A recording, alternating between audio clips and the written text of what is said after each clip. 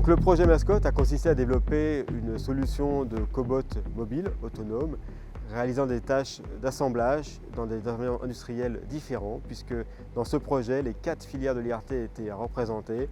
Il s'agit des filières navales, énergie, automobile et aéronautique.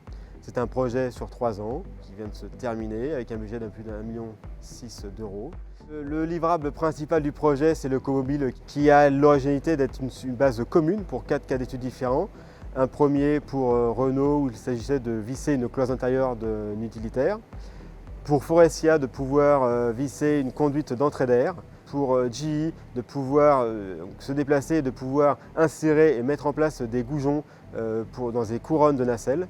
Et le dernier cas d'usage qui est pour Airbus, il s'agissait de développer un système de détection de rivets sous peinture grâce à des technologies de deep learning et ensuite de pouvoir faire des traçages. Donc le projet Mascotte est un projet global, on va dire, avec plusieurs partenaires. Donc il y a une partie mobilité, il y a une partie robotique associée à une partie vision. Nous, Faurecia, on est plus intéressés par cette partie vision, ce qui nous permet aussi d'intégrer en fait, des robots sur nos lignes d'assemblage. Nous avons développé un algo qui est assez nouveau en fait, qu'on ne peut pas trouver sur étagère aujourd'hui, car il permet en fait asservir les robots en continu. Donc on se base sur un flux vidéo et non pas sur une image fixe.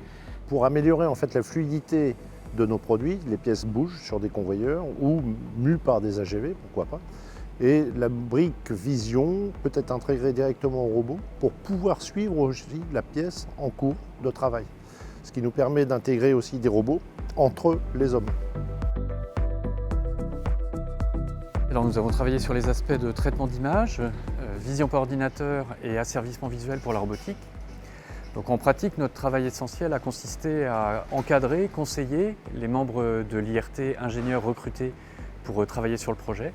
Et puis le dernier cas traité dans Mascotte, le cas Airbus, là nous a demandé une application beaucoup plus forte puisqu'il y avait des techniques plus novatrices à mettre en œuvre, notamment autour du deep learning pour faire de la détection de rivets et des techniques également de localisation 3D entre la caméra, le robot et une partie de la carlingue.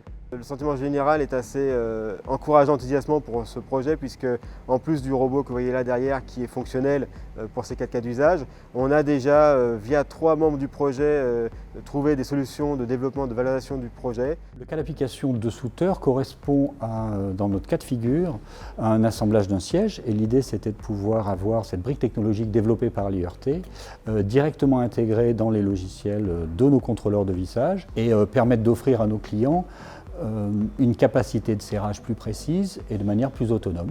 Les débouchés, oui, il y en a bien entendu, puisqu'on a d'autres réunions prévues justement pour cette intégration de cette brique vision qui nous intéresse énormément, justement pour développer ça au niveau industriel et pour pouvoir améliorer encore cette brique vision dans une manière d'assemblage, dans un process d'assemblage beaucoup plus global.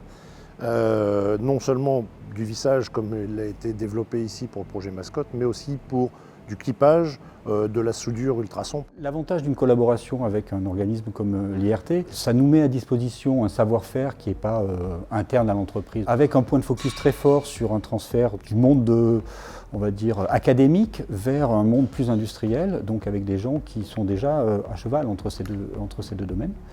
Donc pour nous, ça nous a permis d'accélérer la mise à disposition d'une technologie. Le gros avantage, c'est que nous sommes plusieurs partenaires, donc on peut mettre beaucoup plus d'argent sur la table pour pouvoir développer une solution qui, au final, a un coût très faible au regard du développement.